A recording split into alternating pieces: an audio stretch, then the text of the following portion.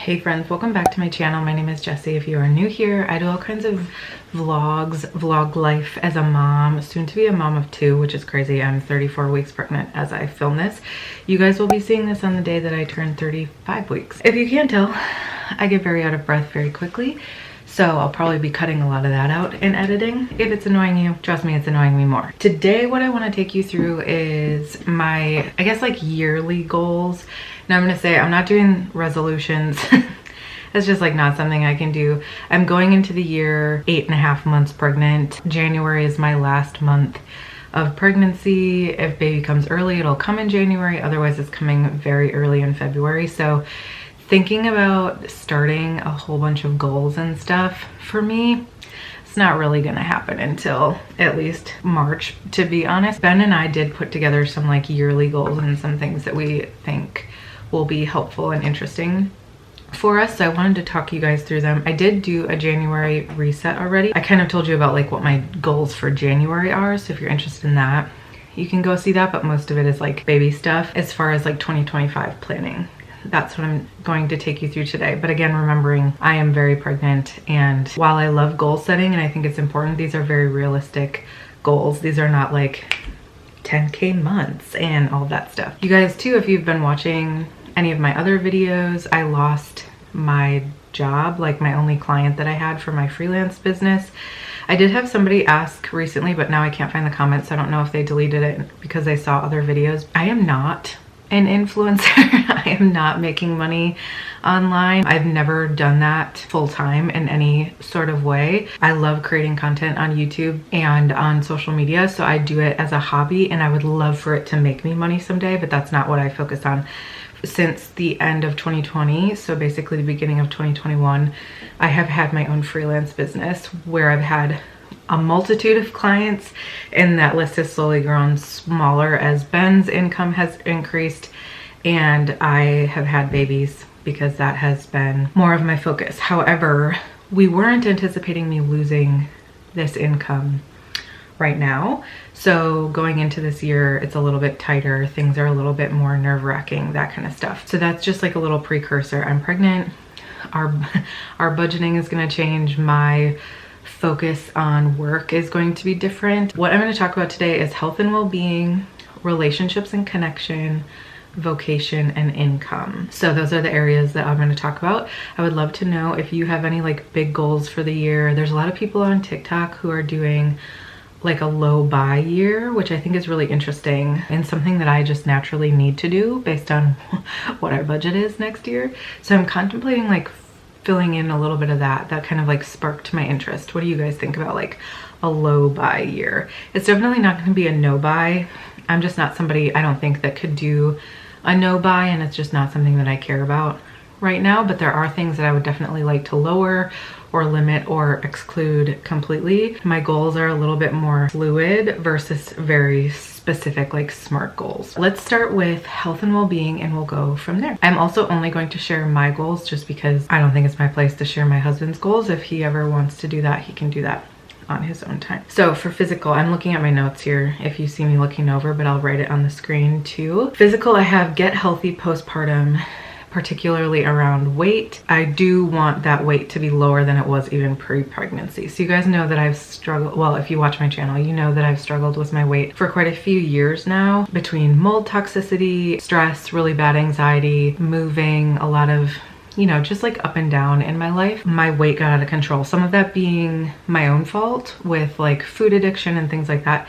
Some of it being having Hashimoto's, which is a thyroid disorder, and some of it just being stress and all of this stuff. I feel like earlier this year I got in a really good place with a food freedom program that I did, and starting anxiety medication has just helped me a lot mentally. But then I got pregnant very close after that. It's kind of hard to know like what symptoms are actually mine versus coming from being pregnant, and I've obviously gained weight in pregnancy because that's what happens. I've had a lot less ability for movement in this pregnancy than I had in my last pregnancy as well, just like a lot more pain. I really want to focus on just feeling healthier in general, and that's such a like fluid goal, but I don't want to put like a number on it. I don't want to say like I want to lose 60 pounds. I would love to lose 60 pounds but then if I don't get that, I'm gonna feel like I failed, and that's not the important part. What I really want is to focus on building muscle and cardiovascular endurance. One of the things I noticed pre-pregnancy is just heart palpitations, trouble breathing, things like that. And I do think a lot of that has to do with just holding too much weight for my body, just not having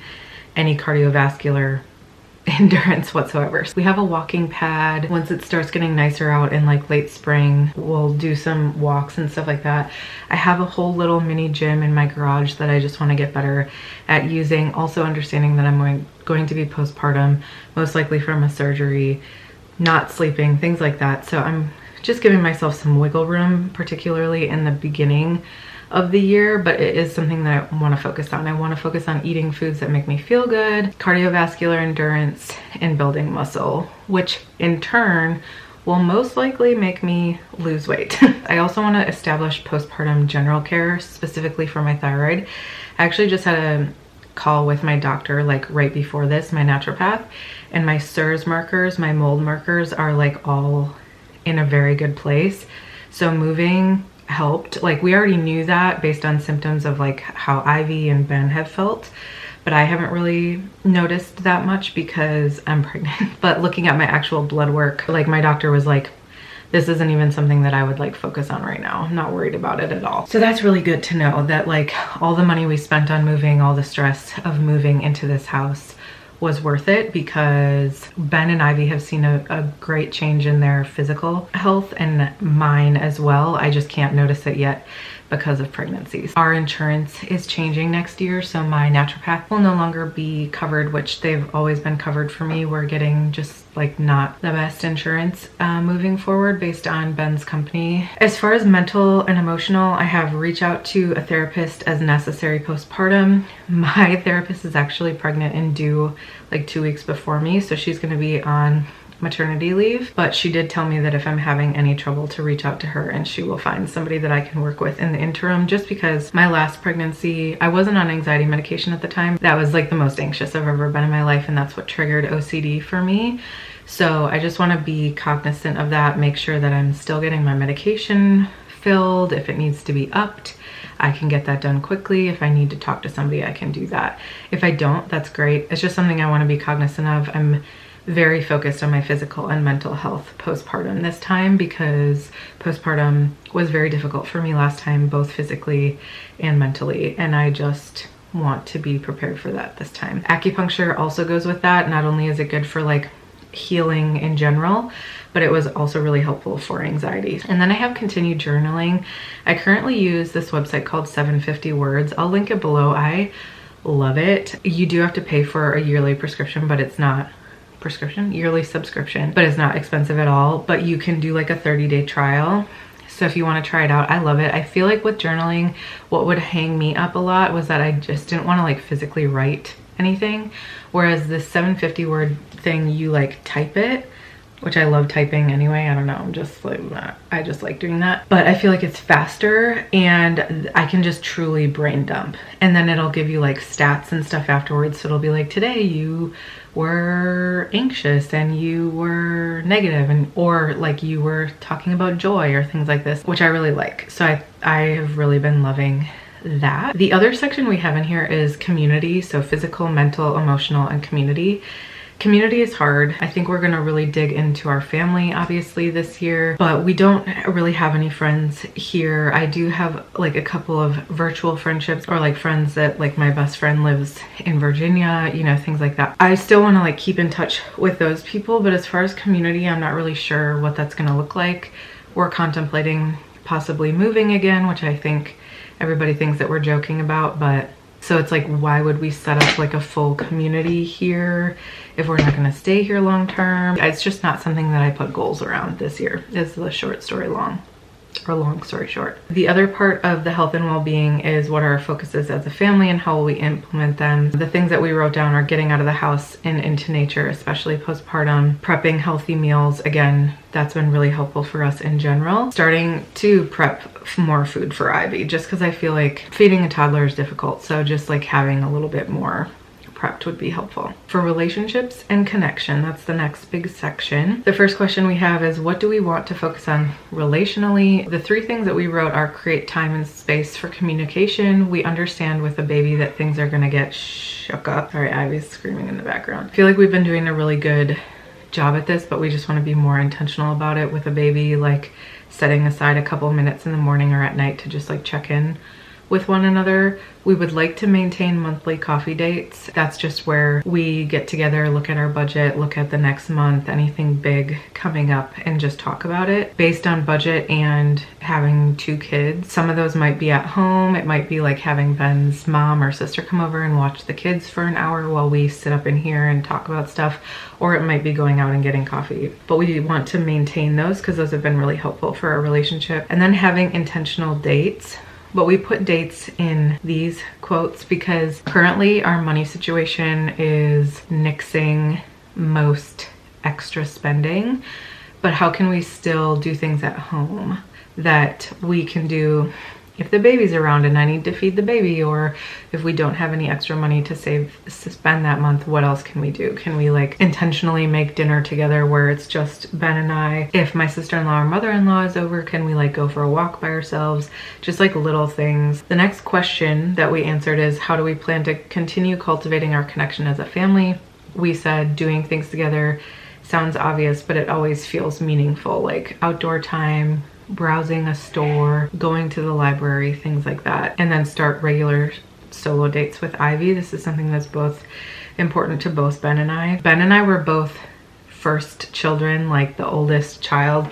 Ivy is also the first grandchild, first niece in our family units, both of them. So she gets a lot of attention, and I don't mind that for her. I just want to make sure that she doesn't feel like, I mean, the baby's gonna come in and it's gonna disrupt her life in good and bad ways, but I just wanna make sure that she still feels like she's getting solo time, and I want that to be something that continues as both children grow. We just wanna start figuring that out. She loves going to the library. She loves going for a walk. She loves going to the grocery store, things like that, but just making them like intentional mommy-daughter, daddy-daughter dates so that she still feels like she's getting time. And then as far as vocation and income, we talked about our budget. We went through like what that's gonna look like once Ben's, so a lot of stuff is changing. I lost my income. Ben's, the business that he co-founded, he's no longer getting paid out for. His overall check is going down because the insurance that the company switched to is like $400 more a month. Our income is going down quite drastically, quite quickly. So we just needed to like talk through that. You guys can see it in my January reset if you're interested in that. I also think that my February reset will be more helpful because you'll be able, and I will be able to see like what the actual new income will be and what that looks like. Where do we need to be more intentional and or disciplined when it comes to vocation and income and money in general? Is we want to, at least in the beginning, discuss all purchases prior to making them. Sorry, my heat just kicked in. Sometimes Ben and I think that a purchase is important when the other person does not. Buying something for Ivy, buying something for myself, going and getting a coffee because I feel like I need to get out of the house. And then with Ben, it's like supplements, you know, natural health stuff, spending money at the farmer's market, things like that.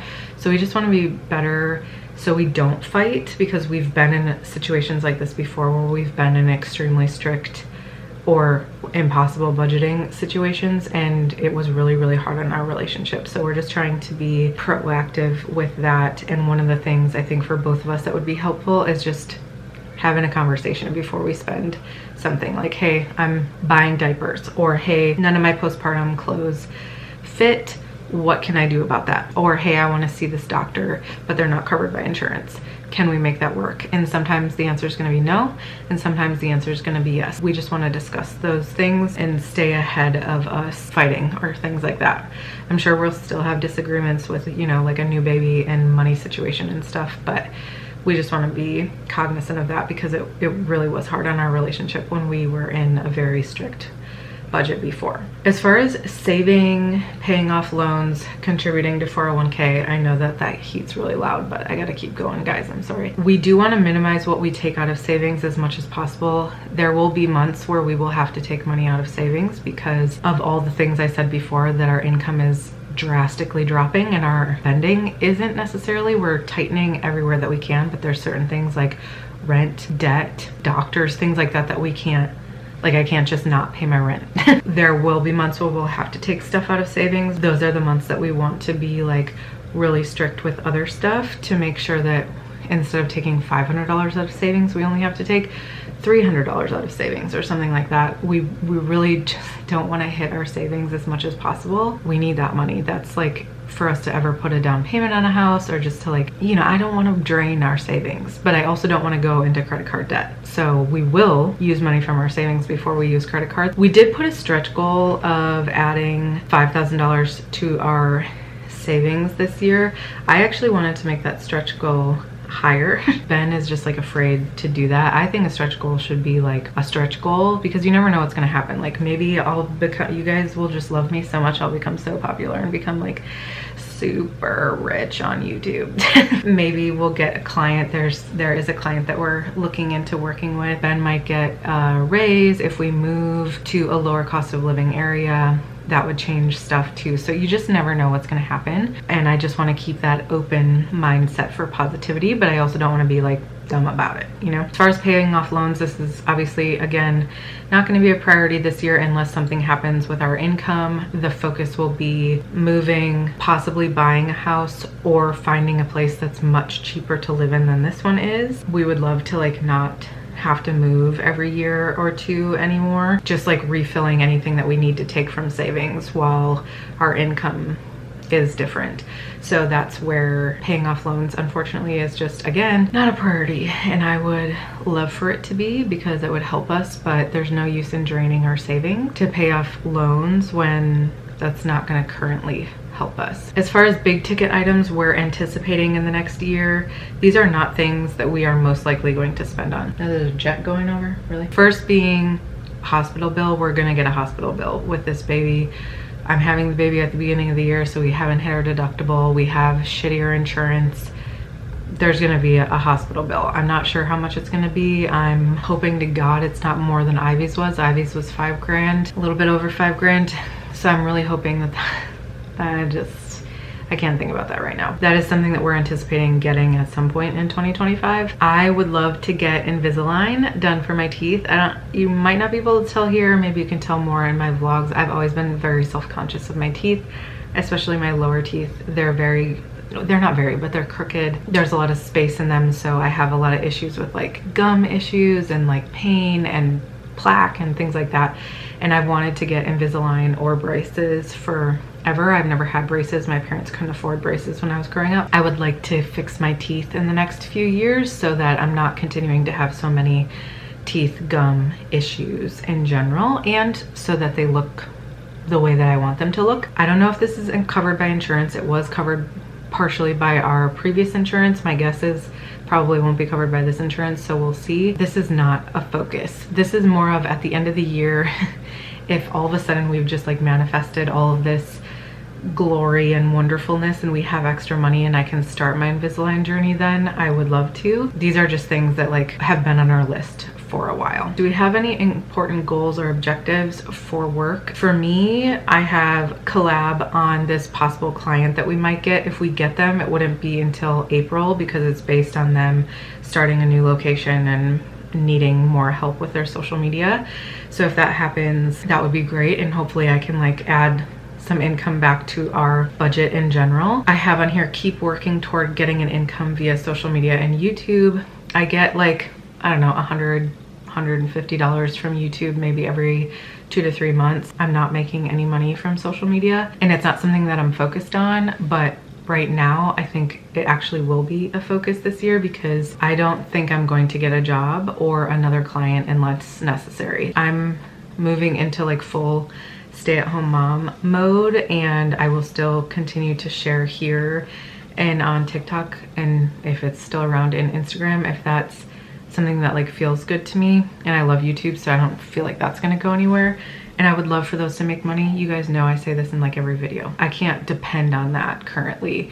I've been making social media content for like 10 plus years and I have not blown up, and that's totally okay because I just like making these things. So really focusing on being a stay-at-home mom, what that means for us might mean needing to move somewhere where it's a lower cost of income, price of income. I don't know, my brain, she's not with me anymore. Ben has some stuff coming up. He hopefully maybe will get promoted next year, which will change his income. There's things like we should get a tax return next year. I have some money in savings for my business that if we don't need it for taxes, I will also push that over to savings. So there's like some stuff that could be coming up that's not even including work for me. So I did not say this section because we didn't really do it last year, but lifestyle and legacy. Ben made these, he loves this kind of stuff. He said, what future are we building toward for ourselves with each other? The biggest thing we wrote is rooting down. We've both been craving this for a while. It's crucial for creating the life we envision for our family. And by that, we're tired of moving. We're tired of moving long distances. We're tired of moving in general. I understand that we might not be able to get our like forever home, and maybe we will have to rent another year or whatever, anything like that. But I think we're just tired of that. Best case scenario, we would like to purchase a home that works for where we're at in this life, which means having 2 kids and having somebody that works from home full time that needs a room only for his work. That means being able to purchase a home that has that space for that amount of people and for one room, whether it's an office that comes with the house or a bedroom that is his working area. So like a 2-bedroom home is not going to work for us. To be honest, a 3-bedroom home isn't going to work for us unless there's an office space that we can make work, or like very large square footage. Very large just meaning bigger than what we have now, which is very small. So those are just things we want to be able to like have a house where we're not throwing stuff away all the time because we don't have room for it. If there's changes we want to make to the house, like colors of the walls, or we want to put in different countertops, or we want to buy storage materials. Like right now it's like, why would I go and buy like storage stuff that I'm just gonna have to move? Like we're just trying to get rid of stuff constantly because we know we're gonna have to move again.